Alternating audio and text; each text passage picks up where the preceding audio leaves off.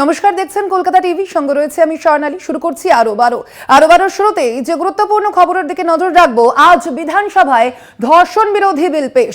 ফৌজদারি আইনে সংশোধনী বিল আনা হবে বিধানসভায়, যেই বিলের নাম অপরাজিতা নারী ও শিশু বিল 2024।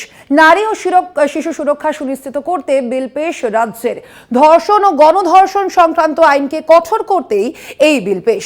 কঠিন শাস্তি হবে যৌন নির্যাতনেও, এবং সেই কারণেই এই বিল পেশ করা হবে আজ। এবং সেই অনুযায়ী কিন্তু যেমনটা বলেছিলেন মুখ্যমন্ত্রী মমতা বন্দ্যোপাধ্যায়, আপনারা দেখতে পাচ্ছেন যেই ছবি, মুখ্যমন্ত্রী মমতা বন্দ্যোপাধ্যায় তিনি ইতিমধ্যেই বিধানসভায় প্রবেশ করছেন।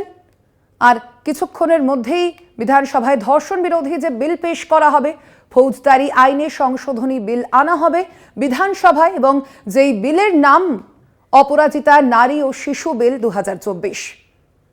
নারী ও শিশু সুরক্ষা সুনিশ্চিত করতে বিল পেশ রাজ্যের। ধর্ষণ ও গণধর্ষণ সংক্রান্ত আইনকে কঠোর করতে বিল পেশ। আমরা দেখেছি এর আগে মুখ্যমন্ত্রী মমতা বন্দ্যোপাধ্যায় তিনি তৃণমূল ছাত্র পরিষদের যে সমাবেশ মঞ্চ, সেখান থেকে এই ঘোষণা করেছিলেন যে মঙ্গলবার এই ধর্ষণ বিরোধী বিল পেশ করা হবে রাজ্য বিধানসভায়, এবং সেই মতোই কিন্তু আজ এই বিল পেশ করা হবে। তারপর হবে আলোচনা। শাসক দল এবং বিরোধী পক্ষের দুই বিধায়ক তারা কিন্তু এই বিষয়ে আলোচনা করবেন। এবং ইতিমধ্যেই যে ছবি আপনারা দেখতে পাচ্ছেন, মুখ্যমন্ত্রী মমতা বন্দ্যোপাধ্যায় তিনি ইতিমধ্যেই প্রবেশ করেছেন রাজ্য বিধানসভায়। অপরাজিতা নারী ও শিশু বিল 2024 এই বিল আজ পেশ করা হবে। নারী ও শিশু সুরক্ষা সুনিশ্চিত করতেই বিল পেশ রাজ্যের। আমরা জানি ইতিমধ্যেই যে এই বিল আজ পেশ করা হবে।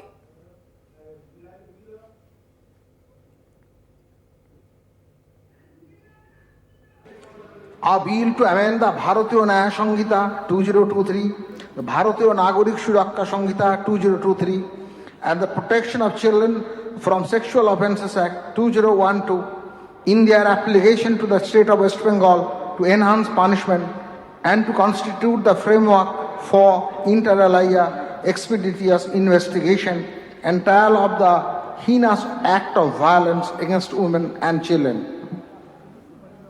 Honorable Minister, Department of Judicial, may I now move the motion for consideration of the bill.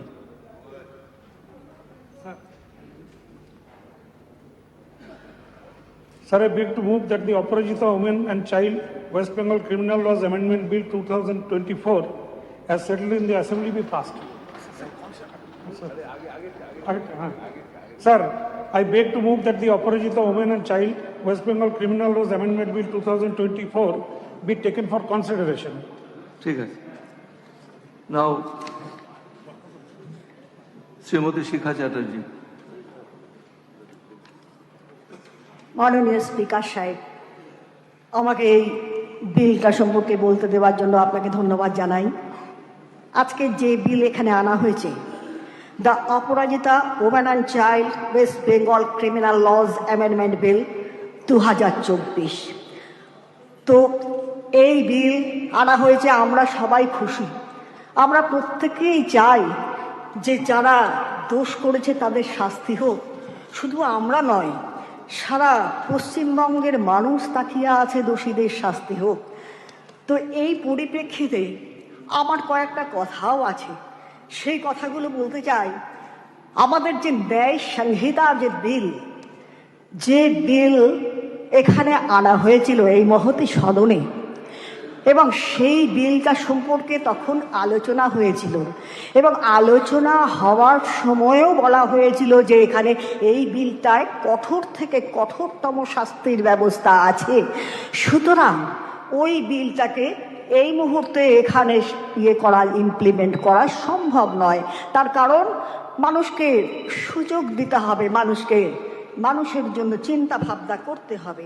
তো ন্যায় সংহিতা যেটা ছিল সেটা কিন্তু ওই সময় কিন্তু ন্যায় সংহিতার যখন বিল ইমপ্লিমেন্ট করা হয় তখন কিন্তু সকল বড় বড় জায়গায় সমস্ত রাজ্যকে বলা হয়েছিল, কিন্তু পশ্চিমবঙ্গ সেই সময় কোনো রকম গা করেনি যে ন্যায় সংহিতা বিলটা সম্পর্কে তাদের কোনো মতবাদ দিল্লিতে পাঠানো নয়, সেই সম্পর্কে পশ্চিমবঙ্গ সরকার কোনো কিছু উচ্চবাচ্য করেননি। তাই যাই হোক, পশ্চিমবঙ্গের যে আইন রয়েছে, সারা ভারতবর্ষের যে আইন আছে সেই আইনে কিন্তু দণ্ড দেবার মতো ব্যবস্থা কিন্তু আছে, কিন্তু সেখানে পশ্চিমবঙ্গ সরকার আমরা দেখেছি সেরকমভাবে কোনোভাবে গা করেননি এবং কোনো কাজ সেইভাবে করেননি। আমরা দেখেছি দেখুন কামদুনির কাণ্ড হয়ে গেছে, আমরা দেখেছি হাঁসখালি, আমরা দেখেছি আপনার মালদা, কোচবিহার, মাটিগাড়া, শিলিগুড়ি, রায়গঞ্জ এবং সমস্ত জেলাগুলোতে একের পর এক নারকীয় ধর্ষণ কাণ্ড এবং বাচ্চাদের যেভাবে ধর্ষণ কাণ্ড হয়েছে তার উপরে কোনো ব্যবস্থা নেই। সেখানে মিথ্যা সাক্ষী দেওয়া হয়েছে প্রমাণ পাওয়া সত্ত্বেও। সেই জায়গায় প্রমাণ থাকা সত্ত্বেও কোচবিহারের কথা বলি বিশেষ করে, কোচবিহার জেলায় এক আদিবাসী মহিলাকে এমনভাবে তার দেহে রড ঢুকিয়ে দেওয়া হলো আপনারা জানেন, এবং সেই রড পাওয়া গেল, মানুষ পাওয়া গেল, অথচ তার কোনো পানিশমেন্ট হলো না।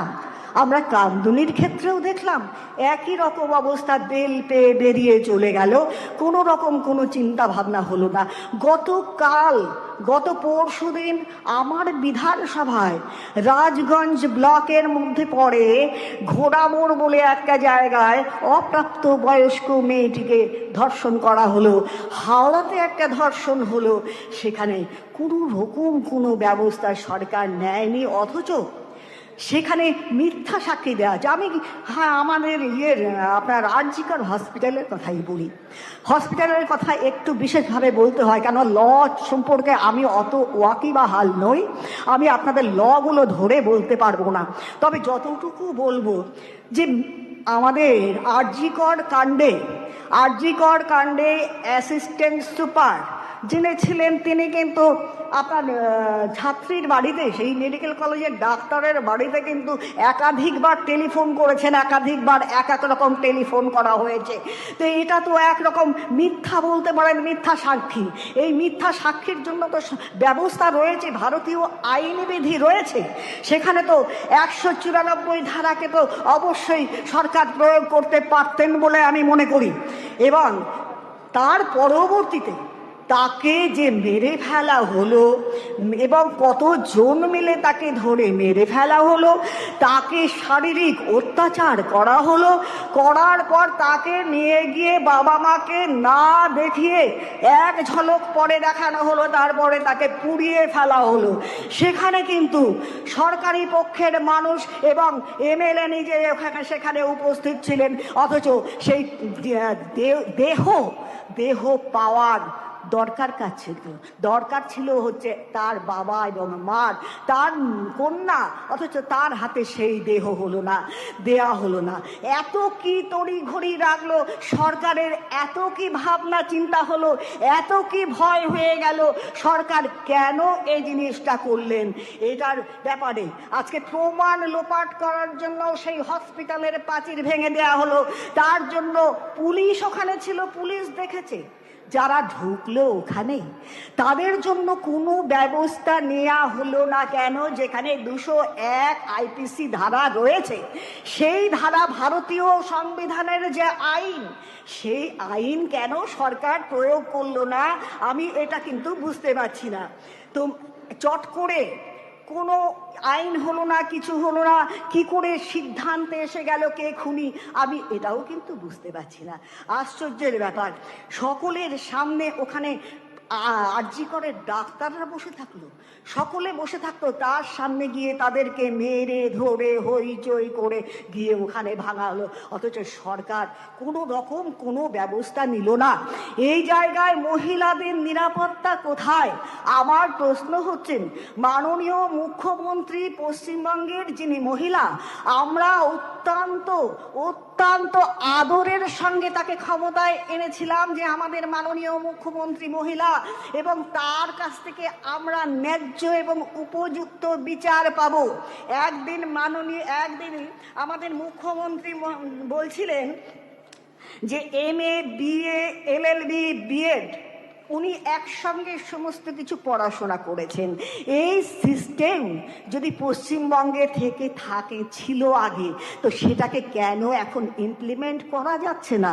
ওটাকে আপনারা ইমপ্লিমেন্ট করুন, তাহলে মহিলারা সুরক্ষিত থাকবে, তাদের বাইরে যেতে হবে না। আজকে যেভাবে আরজি করের ডাক্তার যেভাবে শেষ হয়ে গেলেন, সেইভাবে ঘরের মেয়েকে কিন্তু শেষ হতে হবে না।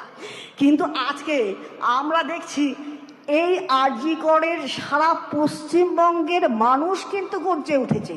পশ্চিমবঙ্গ শুধু ডাক্তার নয়, সেখানে ডাক্তার বলুন, সাধারণ মানুষ বলুন, অ্যাক্ট্রেস বলুন, অ্যাক্টর বলুন, সেখানে ফুটবলার বলুন, সকলে কিন্তু একসঙ্গে গর্জে উঠল। প্রত্যেকের একটাই কথা যে বিচার চাই, ন্যায্য বিচার। আমরা বুঝতে পারছি যে এই ন্যায্য বিচার আইন এসেছে, আমরা সমর্থন করছি, আমরা চাই উপযুক্ত বিচার হোক। কিন্তু এই বিলে আমি দেখলাম ন্যায় সংহিতাতে যে ছিল, সেখানে বলা হয়েছিল যে 15 বছর হচ্ছে লাইফ টাইম শাস্তি, সেই জায়গাটাকে বাড়িয়ে দিয়ে আপনারা 20 বছর করছেন, এখানে অ্যামেন্ডমেন্ট করছেন 20 বছর করা হবে। তা আমি জিজ্ঞেস করি, যখন ন্যায় সংহিতা বিলটা হলো, তখন আমরা এই ভবন থেকে শুনলাম সেটা নাকি পুলিশের পুরোপুরি ক্ষমতা পুলিশের কাছে দেবে, পুলিশের সম্পূর্ণ পুলিশি রাজ্য চলবে, এটা কঠোর আইন, এগুলো কিন্তু করা যাবে না। আজকে 20 বছর সাজা আপনারা দিচ্ছেন, 20 বছর। আমরা জানি লাইফ টাইম প্রিজনমেন্ট যেটা হয়, সেটা কিন্তু নামে বলা হয় লাইফ টাইম, বাট সেখানে কিন্তু 14 বছর বা 15 বছরে প্রিজনাররা কিন্তু সেখান থেকে জেল থেকে বেরিয়ে যায়। কারণ সেখানে মার্কা দেয়া হয়, জেলে একটা মার্কা দেয়া হয়, কাজ এবং কর্মের মাধ্যমে তারা কিন্তু মার্কা পেয়ে 14 বছরের মধ্যে বেরিয়ে আসে। এখানেও কি সে জিনিসের ব্যতিক্রম হবে কিনা আমি বুঝতে পারছি না। সবার আগে আপনারা পুলিশদের জন্য কি ব্যবস্থা নিয়েছেন, এখানে সেটা কিন্তু পরিষ্কারভাবে জানানো হয়নি। পুলিশরা যে ওখানে ছিলেন আরজি করের ঘটনায়, আমরা জানি এ আইন আরজি করের ক্ষেত্রে হয়তো আপনারা প্রয়োগ করতে পারবেন না, প্রয়োগ হবে না, কিন্তু আমরা বলছি যে পুলিশ ওখানে ছিলেন, বিনীত গোয়েল থাকার সময় ওখানে এত বড় কাণ্ড ঘটে গেল, তারপরেও কিন্তু সেখানে কোনোভাবে নামটা যাবে না।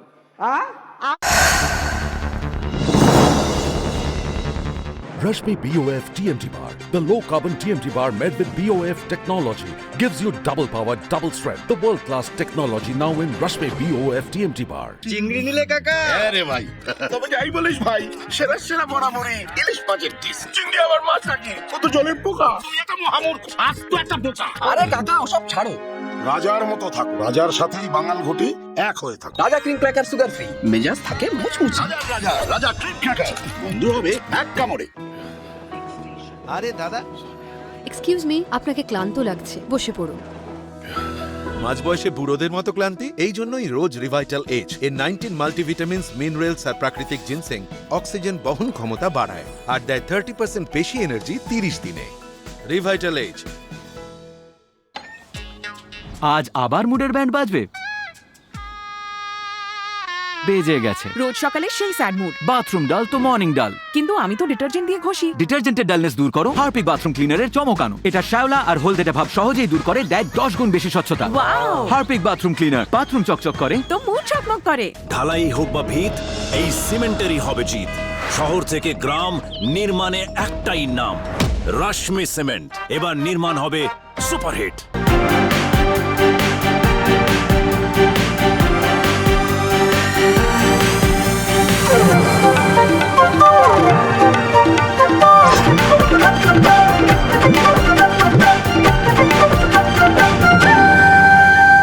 নমস্কার, আমি ইন্দ্রাণী। শুরু করছি আজকে কলকাতা টিভির সম্পাদকীয় আজকে। দেখুন সোম থেকে শুক্র রাত 10:20 ও 11:20 পুনঃ সম্প্রচার পরের দিন সকাল 8:50।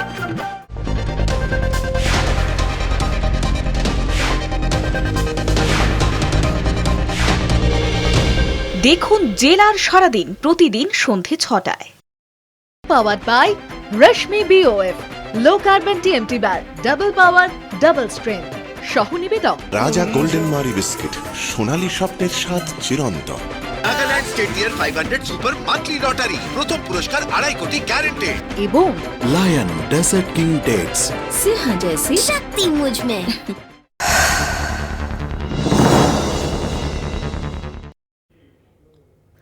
অবস্থান অব্যাহত জুনিয়র ডাক্তারদের, রাতভর রাস্তায় আন্দোলনকারী চিকিৎসকরা। আমরা জানি গতকাল বিকেল থেকেই কিন্তু ফিয়ার্স লেনে সেখানে অবস্থান বিক্ষোভ চালিয়ে যাচ্ছেন আন্দোলনকারী জুনিয়র চিকিৎসকরা এবং রাতভর রাস্তায় বসে আন্দোলন দেখান আন্দোলনকারী চিকিৎসকরা, জুনিয়র চিকিৎসকরা। এবং তাদের যে দাবি যে কলকাতা পুলিশ কমিশনার বিনীত গোয়েলের পদত্যাগ দাবি করেই কিন্তু এই বিক্ষোভ অবস্থান তাদের। এখনো পর্যন্ত এই বিষয়ে কোনো আলোচনা হয়নি, কোনো সিদ্ধান্ত হয়নি এবং এর পরবর্তীতে আরো কতক্ষণ এই অবস্থান বিক্ষোভ চলবে তাও কিন্তু জানা যাচ্ছে না। কিন্তু এখনো পর্যন্ত সেখানেই বসে রয়েছেন আন্দোলনকারী চিকিৎসকরা। আমরা দেখেছি গতকাল 2টো থেকে কলেজ স্কয়ার থেকে যে লালবাজার অভিযান ছিল জুনিয়র চিকিৎসকদের, সেই অভিযানই কিন্তু লালবাজার পর্যন্ত পৌঁছানোর আগে ফিয়ার্স লেনে আটকে দেওয়া হয় তাদের সেই মিছিল এবং সেখানে বসেই অবস্থান বিক্ষোভ দেখান আন্দোলনকারী জুনিয়র চিকিৎসকরা এবং রাত ভোর সেখানে বসে থাকেন জুনিয়র চিকিৎসকরা। তারা নিজেদের অবস্থানে এখনো পর্যন্ত অনড় যে যতক্ষণ না পর্যন্ত কলকাতা পুলিশ কমিশনার বিনীত গোয়েল তিনি তার পদত্যাগ দেবেন ততক্ষণ পর্যন্ত কিন্তু তাদের এই আন্দোলন চলবে, তাদের এই অবস্থান বিক্ষোভ চলবে। আপনাদের জানিয়ে রাখি রাত ভোর রাস্তায় আন্দোলনকারী চিকিৎসকরা, আমরা দেখেছি সেই ছবি এবং এখন পর্যন্ত কিন্তু তাদের এই অবস্থান বিক্ষোভ অব্যাহত রয়েছে। দেখতে পাচ্ছেন সেই ছবি, রাত ভোর অবস্থান বিক্ষোভে আন্দোলনকারী জুনিয়র চিকিৎসকরা এবং এখনো পর্যন্ত চলছে তাদের সেই বিক্ষোভ অবস্থান। তারা কিন্তু নিজেদের দাবিতে অনড়। একদিকে যেমন আরজিকর কাণ্ডের বিচারের দাবি চেয়েছেন তারা, তার পাশাপাশি সিপির পদত্যাগ দাবি করেছেন তারা। এই মুহূর্তে সেখানকার কি পরিস্থিতি আমরা জানবো, কথা বলবো। ফোন লাইনে রয়েছেন প্রতিনিধি শুভঙ্কর মণ্ডল। শুভঙ্কর, এই মুহূর্তে সামগ্রিক ঠিক কি পরিস্থিতি উঠে আসছে, জুনিয়র চিকিৎসকরা তারা কি বলছেন?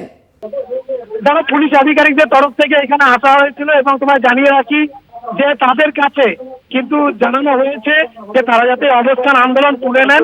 কিন্তু যারা রয়েছে, যারা জুনিয়র চিকিৎসকরা, তারা জানিয়েছেন যে যতক্ষণ না পর্যন্ত তাদেরকে বেন্টিং স্ট্রিট পর্যন্ত যেতে দেওয়া হবে ততক্ষণ পর্যন্ত তারা কিন্তু অবস্থান চালাবে। এবং তোমায় জানিয়ে রাখি যে তারা জানাচ্ছেন যে তারা শান্তিপূর্ণভাবে বেন্টিং স্ট্রিট পর্যন্ত যাবেন এবং বেন্টিং স্ট্রিট পর্যন্ত গিয়ে সেখান থেকে তাদের একটি প্রতিনিধি দল তারা গিয়ে কথা বলবেন কলকাতা পুলিশের নগরপাল বা কমিশনার বিনীত গোয়েলের সঙ্গে, তাকে ডেপুটেশন জমা দেবে। এবং তারা জানিয়েছেন তাদের তরফ থেকে ডক্টর কিঞ্জল জুনিয়র ডাক্তারদের আন্দোলনের এক অন্যতম মুখ, তিনি জানিয়েছেন যে এটাই তাদের দাবি যে তাদের ডেপুটেশন দিতে দেওয়া হবে। যখন তাদের ডেপুটেশন দিতে দেওয়া হবে তার সঙ্গে সঙ্গে কিন্তু তারা তাদের অবস্থান এখান থেকে তুলে নেবেন এবং ডেপুটেশন দিয়ে তারা ফিরে আসবেন। সেটা পুলিশ এই মুহূর্তে আলোচনা করবে। এই বার্তা কিন্তু তাদেরকে পাঠানো হয়েছে, অর্থাৎ পুলিশকে বার্তা দেওয়া হয়েছে যে ভেতরে গিয়ে লালবাজারে কথা বলতে এবং পুলিশের অবস্থান জানাতে।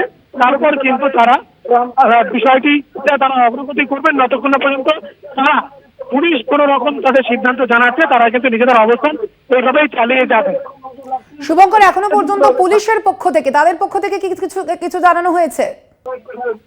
পুলিশের তরফ থেকে তাদেরকে বোঝানো হয়েছে এবং তোমায় জানিয়ে রাখি যে পুলিশকে যে বার্তা জুনিয়র ডাক্তাররা দিয়েছেন যে আপনারা গিয়ে বলুন কলকাতা পুলিশ কমিশনারকে যে তারা ডেপুটেশন দিতে চায় এবং বেন্টিং স্ট্রিট পর্যন্ত শান্তিপূর্ণ মিছিল করে যেতে চায়।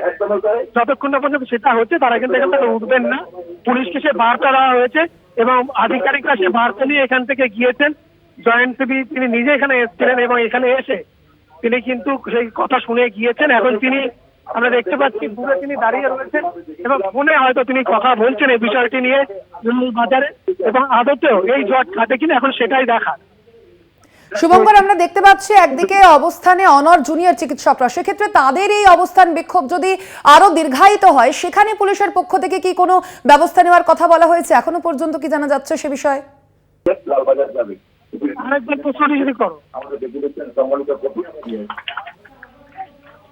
শুভঙ্কর, এখনো পর্যন্ত আমরা দেখতে পাচ্ছি যে অবস্থান বিক্ষোভরত জুনিয়র চিকিৎসকরা, সেক্ষেত্রে এখনো পর্যন্ত এটা যদি এই অবস্থান বিক্ষোভ আরো দীর্ঘায়িত হলে পুলিশের পক্ষ থেকে কিভাবে সেখানে পদক্ষেপ গ্রহণ করা হবে সে বিষয়ে কিছু জানা যাচ্ছে?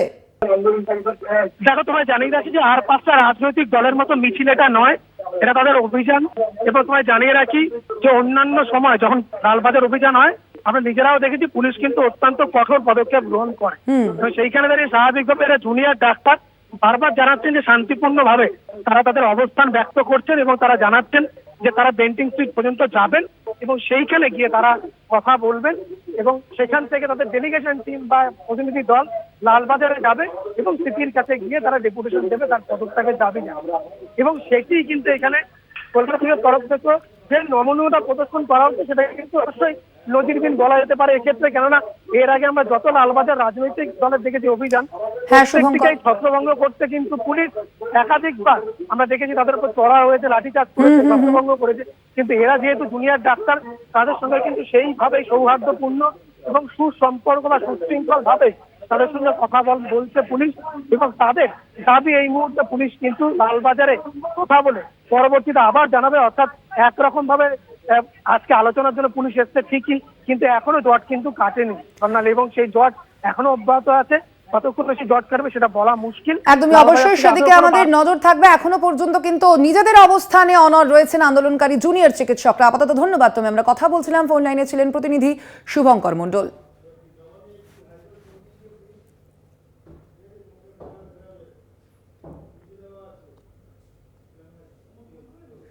আসছে পরবর্তী খবরে। নবান্ন অভিযানের আগের দিন 4 ছাত্রকে হাওড়ায় গ্রেফতার। পুলিশের ভূমিকায় ফের অসন্তোষ প্রকাশ কলকাতা হাইকোর্টের।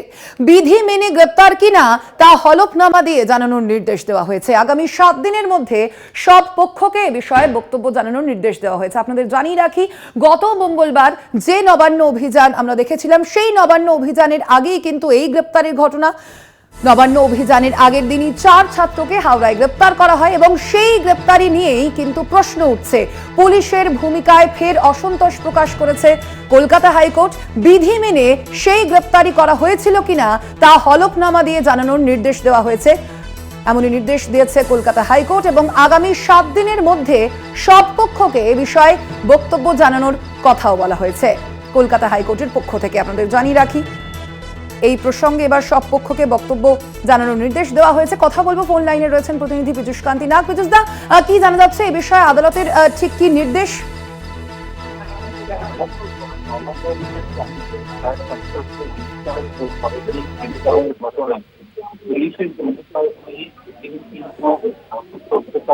তোমার কথা একেবারেই স্পষ্ট নয় পীযূষ। হ্যালো, হ্যাঁ হ্যাঁ পীযূষ। এখন নবান্ন অভিযানের আগের দিন 4 ছাত্রকে গ্রেপ্তার ও গ্রেপ্তারের পরের দিন ছেড়ে দেওয়ার ঘটনা পুলিশের ভূমিকা নিয়ে অসন্তোষ প্রকাশ করল কলকাতা হাইকোর্টের বিচারপতি রাজশ্রী মজুমদার। তার কাছে একটি রিপোর্ট আজকে জমা দিয়েছে রাজ্যের পক্ষ থেকে। হাইকোর্টের নির্দেশে এই রিপোর্ট জমা করে কলকাতা হাইকোর্টে বিচারপতি রাজশ্রী ভরদ্বাজ জানিয়েছেন যে গ্রেপ্তার বিধি মেনে হয়েছে কিনা তা হলফনামা দিয়ে কলকাতা হাইকোর্টে জানাতে হবে রাজ্য সরকারকে, এবং সেই হলফনামা দেখে যদি কোনো বক্তব্য থাকে সেটা কিন্তু আবেদনকারীদের পক্ষ থেকে জানাতে হবে। আইনজীবী রাজশ্রী মজুমদার, আবেদনকারীর আইনজীবী, তিনি বলেন যে কোনো আইনজীবী না মেনে গ্রেপ্তার করা হয়েছে ওই 4 জনকে, পরে তাদের আবার ছেড়েও দেওয়া হয়। বিচারপতি মন্তব্য করেছেন কোনোভাবেই এটা করা যায় না, বিধি মেনে কাজ করতে হবে। পুলিশ আগামী 7 দিনের মধ্যে প্রত্যেক পক্ষের কাছ থেকে হলফনামা তলব করেছেন। 9 সেপ্টেম্বর মামলার পরবর্তী শুনানি। ধন্যবাদ তোমায়। আমরা কথা বলছিলাম, ফোন লাইনে ছিলেন প্রতিনিধি পীযূষ কান্তি নাগ। আজ সন্দীপ ঘোষকে আলিপুর সিবিআই কোর্টে পেশ। সোমবার রাতেই সিবিআই এর হাতে গ্রেপ্তার হন সন্দীপ ঘোষ। আরজিকরের প্রাক্তন অধ্যক্ষ সন্দীপ ঘোষ আরজিকরে আর্থিক দুর্নীতি মামলায় গ্রেপ্তার করা হয়। টানা 15 দিন জিজ্ঞাসাবাদের পর গ্রেপ্তার করে তাকে সিবিআই। সন্দীপ ঘোষ সহ গ্রেপ্তার করা হয় আরো 3 জনকে। গ্রেপ্তার করা হয় বিপ্লব সিং, সুমন হাজরা এবং আফসার আলী খানকে। আজ সন্দীপ ঘোষকে আলিপুর সিবিআই আদালতে পেশ করা হবে। সোমবার রাতেই আমরা দেখেছি সিবিআই এর হাতে গ্রেপ্তার হয় সন্দীপ ঘোষ, আরজি করের প্রাক্তন অধ্যক্ষ তিনি। দীর্ঘ 15 দিন ধরে জিজ্ঞাসাবাদের পর এই গ্রেপ্তারি। কথা বলবো, ফোন লাইনে রয়েছেন প্রতিনিধি রিয়া মাঝি। রিয়া, ঠিক কখন পেশ করা হবে আদালতে সন্দীপ ঘোষকে, কি জানা যাচ্ছে এখনো পর্যন্ত? দেখো, প্রায় 12:30 থেকে 1টার মধ্যে সন্দীপ ঘোষকে বার করা হবে সিবিআই দপ্তর নিজাম প্যালেস থেকে বলে এমনটাই জানা যাচ্ছে, এবং তারপরেই তাকে নিয়ে যাওয়া হবে আলিপুর আদালতে, সেখানে সন্দীপ ঘোষ সহ 4 জনকে আজকে পেশ করা হবে। আমরা দেখেছি যে গতকালকে কার্যত সন্দীপ ঘোষ তাকে সিজিও কমপ্লেক্সের স্পেশাল ক্রাইম ব্রাঞ্চ থেকেই তাকে তুলে আনে অ্যান্টি করাপশন ব্রাঞ্চের আধিকারিকরা, এবং তারপরেই তাকে গ্রেপ্তার শো করা হয়। তবে তোমাকে জানিয়ে রাখবো যে গ্রেপ্তারের পরে রীতিমতো যেটা দেখা যাচ্ছে যে ডোন্ট কেয়ার যে অ্যাটিটিউড ছিল সন্দীপের, সেই অ্যাটিটিউডে কিন্তু কিছুটা হলেও চেঞ্জেস এসেছে, এবং গতকালকে তাকে যে খাবার দেওয়া হয়েছিল সেই খাবার প্রথমেই সে না করে দেয়, তারপরে কিছুটা খেয়ে তার সারা রাতই কিন্তু জেলের ভেতরে সে বসেছিল বলে এমনটাই সূত্র মারফত জানা যাচ্ছে। এবং তাকে আজকে সন্দীপ সহ আরো যে 4 জন প্রত্যেককেই কিন্তু আর কিছুক্ষণের মধ্যেই বার করা হবে। একদমই, ধন্যবাদ তোমায়। আমরা কথা বলছিলাম, ফোন লাইনে ছিলেন প্রতিনিধি রিয়া মাঝি।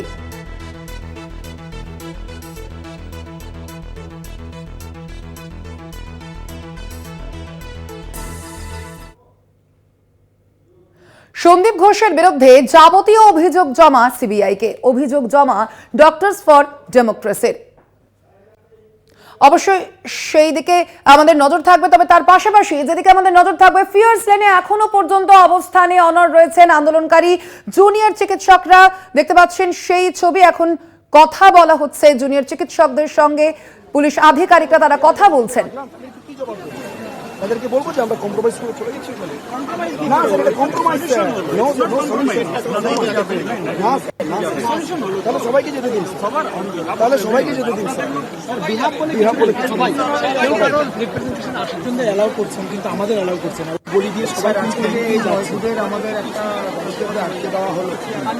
মনে হয় স্যার আমরা ডাক্তাররা যে বিরস্তভাবে আমরা কোনো অস্ত্র বা কোনো রকম একটা কোনোভাবে মালিকের আমাদের জন্য আমাদের কাল রাত থেকে মনে হয় না, এখানে তো একটা সিস্টেম আছে। সিস্টেম স্যার যখন থাকার কথা ছিল তখন ছিল না স্যার। সিস্টেম যখন থাকার কথা ছিল তখন ছিল না স্যার। 9 তারিখ যে ঘটনা ঘটে যায়, তারপরে এভিডেন্সের যে কথা হয়ে যায়, তখন সিস্টেম কিছু ছিল না স্যার। এইটাই স্যার কথা, এইটাই কথা স্যার। আমরা যাবো না স্যার। আমরা যে এগুলো নিয়ে এসেছি তাদেরকে বসিয়ে রাখার জন্য নয়, সারাদিন সারা রাত থেকে বসে আছি কেন স্যার? একটু মানবিক না না না না না, আমাদের 3টে পয়েন্ট দাঁড়া বলছি। আমরা বলেছি 3টে জিনিস। আইদার আমাদের মিছিলটাকে এগোতে দিন, যদি সেটা না করেন তাহলে সিপি স্যার আছেন, ওনাকে বলুন এখানে আসতে, আমরা ডেপুটেশনটা করবো, উনি নিয়ে চলে যাবেন ওভার ক্যামেরা, অন ক্যামেরা। আর না হলে এই দুটোর মধ্যে কোনটাই যদি উনি না করেন তাহলে উনি ওখান থেকে রিজাইন করুক, আমরা দেবেন্দ্রের 1 মিনিটের মধ্যে সবকিছু গুছিয়ে চলে যাবো। এবং আমরা এটা বলতে চাই যে উনি যদি এখানে আসেন, আমরা হিউম্যান চেন ফরমেশন করে কোনো রকম বিশৃঙ্খলা হবে না, কোনো বিশৃঙ্খলা আমরা জল খাচ্ছি স্যার, আমাদের প্রচুর জল আছে, আমরা খাবো স্যার। আপনারা নিয়ে এসছেন, আমরা খাবো, আমরা নিচ্ছি, আমরা সাদরে গ্রহণ করছি স্যার। কিন্তু আপনাদের বলছি একটু মানবিক হন, কাল থেকে মানবিক হন। আমরাও আছি স্যার, আসতে পারছেন আপনাদের স্যার, আমাদের 12 ঘন্টা টানা ডিউটি করে। আপনারা শুনলেন, এখন এই মুহূর্তে পুলিশ আধিকারিকরা তাদের সঙ্গে কথা বলছেন আন্দোলনকারী জুনিয়র চিকিৎসকদের সঙ্গে, এবং জুনিয়র চিকিৎসকদের কিন্তু একটাই দাবি। আবারও বলছি স্যার, একই কথা গোল গোল করে ঘুরে যাচ্ছে স্যার, একই জিনিস। এটা এখন নয়, কাল বিকেল থেকে একই কথা গোল গোল করে ঘুরে যাচ্ছে। তাহলে এত মানুষ যে সারা রাত জেগে বসে আছে, সেই জন্যই তো বলছি সলিউশন এটাই সলিউশন দিচ্ছি আপনাদের। এই সলিউশনটা প্লিজ আপনারা অ্যাকসেপ্ট করুন, এবং ইমিডিয়েটলি এই 3টা। আর আপনারা আমাদের একটা অপশন দিচ্ছেন, আমরা আপনাদের 3টে অপশন দিচ্ছি, আর আপনি আমাকে একটা অপশন দিচ্ছেন যে চলুন। তাহলে তো আমরা কালকেই চলে যেতে পারতাম, এতক্ষণ থাকার তো কোনো মানেই নেই স্যার। একটু ভাবুন স্যার। আমরা বলছি সিপি স্যার যদি এখানে আসেন, আমরা 2-3টে হিউম্যান চেঞ্জ করে সব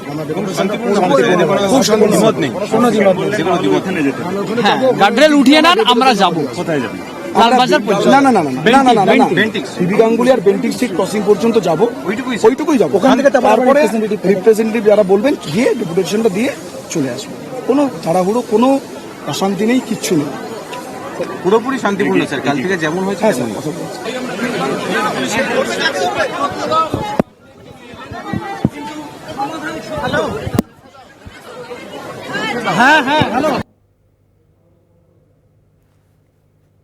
আপনারা শুনলেন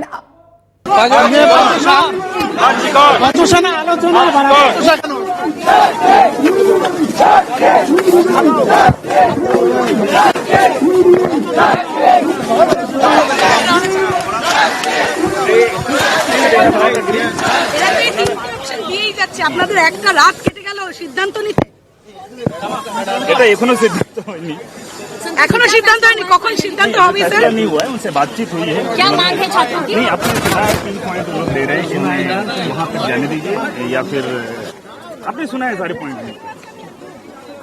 चलो इसमें जाइए।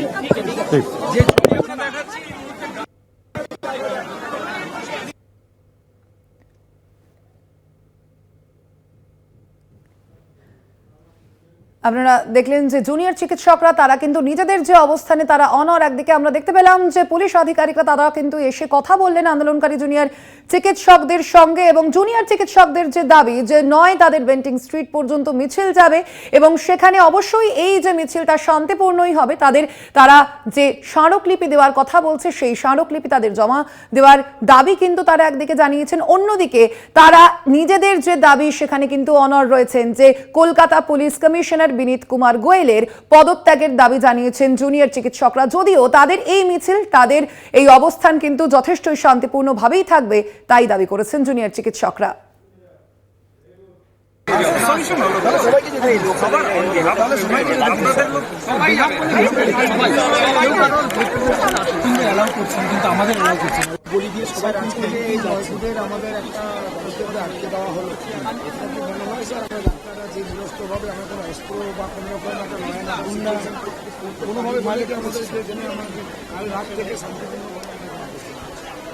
মনে হয় না, এখানে তো একটা সিস্টেম আছে। সিস্টেম স্যার যখন থাকার কথা ছিল তখন ছিল না স্যার, সিস্টেম যখন থাকার কথা ছিল তখন ছিল না স্যার। 9 তারিখ যে ঘটনা ঘটে যায়, তারপরে এভিডেন্সের যে অথবা হয়ে যায়, তখন সিস্টেম কিছু ছিল না স্যার। এইটাই স্যার কথা, এইটাই কথা স্যার। আমরা যাবো না স্যার, আমরা যে এদেরকে নিয়ে এসেছি তাদেরকে বসিয়ে রাখার জন্য নয়, সারাদিন সারা রাত জেগে এখানে বসে আছি কেন স্যার? একটু মানবিক হন স্যার। না না না না না, আমাদের 3টে পয়েন্ট, এই দাঁড়া বলছি, আমরা বলেছি 3টে জিনিস। আইদার আমাদের মিছিলটাকে এগোতে দিন, যদি সেটা না করেন তাহলে সিপি স্যার আছেন, ওনাকে বলুন এখানে আসতে, আমরা ডেপুটেশনটা করবো, উনি নিয়ে চলে যাবেন। Over camera, on camera. আর না হলে এই দুটোর মধ্যে কোনটাই যদি উনি না করেন তাহলে উনি ওখান থেকে রিজাইন করুক, আমরা দেবেন্দ্রের 1 মিনিটের মধ্যে সবকিছু গুছিয়ে চলে যাবো। এবং আমরা এটা বলতে চাই যে উনি যদি এখানে আসেন, আমরা হিউম্যান চেন ফরমেশন করে কোনো রকম বিশৃঙ্খলা হবে না, কোনো রকম বিশৃঙ্খলা আমরা করবো। জল খাচ্ছি স্যার, আমাদের প্রচুর জল আছে, আমরা খাবো স্যার। আপনারা নিয়ে এসছেন, আমরা খাবো, নেবো স্যার, আমরা নিচ্ছি, আমরা সাদরে গ্রহণ করছি স্যার। কিন্তু আপনাদের বলছি একটু মানবিক হন, কাল থেকে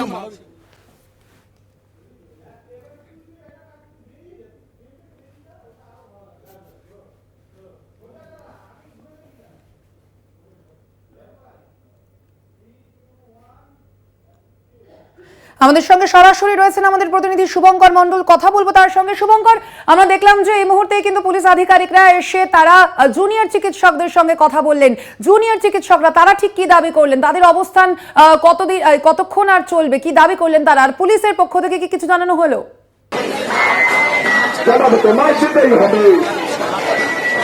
দেখো, পুলিশের তরফ থেকে অবশ্যই জানিয়ে যাওয়া গেছে এখান থেকে যখন তারা বেরিয়ে যান, যে তাদের সামনে বেশ কিছু ডিমান্ড স্টুডেন্টরা রেখেছেন, অর্থাৎ এই জুনিয়র চিকিৎসকরা তারা রেখেছেন। সেই ডিমান্ডগুলো বা তাদের দাবিগুলো সম্পর্কে আরেকবার একটু আমরা কথা বলে নেব। এই মুহূর্তে একজন জুনিয়র চিকিৎসক আমার সঙ্গে রয়েছেন। মূলত আজকে অনেকক্ষণ পর দেখা গেল, বেলা গড়িয়ে প্রায় অনেকটা সময় হয়েছে, অন্তত পুলিশ তরফ থেকে এখানে এসে আলোচনা করা হলো, কি বলা হলো আপনাদেরকে এবং আপনাদের এই মুহূর্তে অবস্থা? আমাদের জুনিয়র ডক্টরস ফ্রন্ট থেকে সমস্ত মেডিকেল কলেজের রিপ্রেজেন্টেটিভরা যেটা সিদ্ধান্ত নিয়েছেন যে এই জায়গা থেকে আমরা 3টে সাজেশন 3টে অ্যাপ্রোচ পুলিশকে দিয়েছি। তার মধ্যে একটা হচ্ছে যে আমাদের এই মিছিলকে আরেকটু এগিয়ে যেতে হবে বেন্টিং স্ট্রিটের মোড় পর্যন্ত, কারণ সেটাই কথা হয়েছিল, মাঝপথে আটকে দিয়েছে। আমরা এগিয়ে যেতে চাই এবং সেখান থেকে আমরা রিপ্রেজেন্টেটিভ পাঠাবো, 1 নম্বর। 2 নম্বর ছিল যদি সেটা না হয় তাহলে সিপি স্যারকে ওনাকে আসতে হবে এবং আমরা এখানে যারা আন্দোলনকারী আছি, যারা ফ্রন্টের লোকজন, তারা হিউম্যান চেন ব্যারিকেড করবে, প্রয়োজনে 1টা 2টো 3টে 4টে, যাতে কোনো রকম বিশৃঙ্খলা তৈরি না হয়। উনি আসবেন, আমরা অন ক্যামেরা, সাংবাদিক বন্ধু আপনাদের মাধ্যমে অন ক্যামেরা আমরা তাদেরকে ডেপুটেশন দেব, তাকে ডেপুটেশন দেব, আমাদের দাবি জানাবো। আর তা না যদি হয় তাহলে উনি ওনার দায় স্বীকার করে ওনার অফিস থেকেই উনি যদি সরে যান, রিজাইন করেন, তাহলে আমরা এখান থেকে চলে যাবো। এই 3টে অ্যাপ্রোচ আমরা রেখেছি। পুলিশের তরফ থেকে কি জানানো হলো? কারণ আধিকারিকরা দেখলাম এসে আপনাদের ওনারা বললেন এখান থেকেই আপনারা রিপ্রেজেন্টেটিভ চলুন, কিন্তু এখানে সাধারণ যারা মানুষ বা জুনিয়র ডক্টর সবাই এই দাবিতে কেউ রাজি নয়। আমাদের 3টে সাজেশন, তার মধ্যে যে কোনো একটা মানলে তবেই আমরা এখান থেকে অবস্থান তুলব। ওখান থেকে কি বলেছে যে ওনারা উপর মহলে কথা বলবেন বা বললেন যে দেখছি আমরা। দেখছেন আপনাদের দাবি? এই মুহূর্তে যারা জুনিয়র চিকিৎসকরা রয়েছে তাদের সঙ্গে কথা বলে কিন্তু স্পষ্ট আরো হলাম আমরা যে মূলত 3টি দাবি তারা রেখেছেন।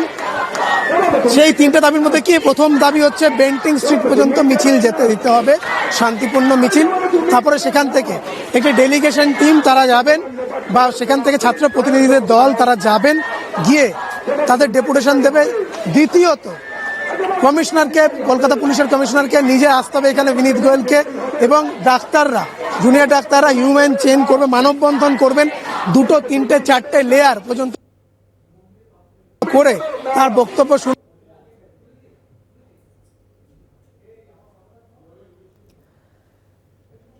যোগাযোগ বিচ্ছিন্ন হয়েছে। আমাদের প্রতিনিধি শুভঙ্কর মণ্ডল ছিলেন আমাদের সঙ্গে সরাসরি। আপাতত ধন্যবাদ তোমায় শুভঙ্কর, আমাদের সঙ্গে ছিলেন প্রতিনিধি। আমরা যে খবরের দিকে নজর রয়েছে আমাদের, এখনো পর্যন্ত অবস্থান বিক্ষোভরত আন্দোলনকারী চিকিৎসকরা এবং তারা যে বিভিন্ন বিকল্প দিয়েছেন, পুলিশ আধিকারিকরা তারা এসে কথা বলেছেন জুনিয়র চিকিৎসকদের সঙ্গে ইতিমধ্যেই।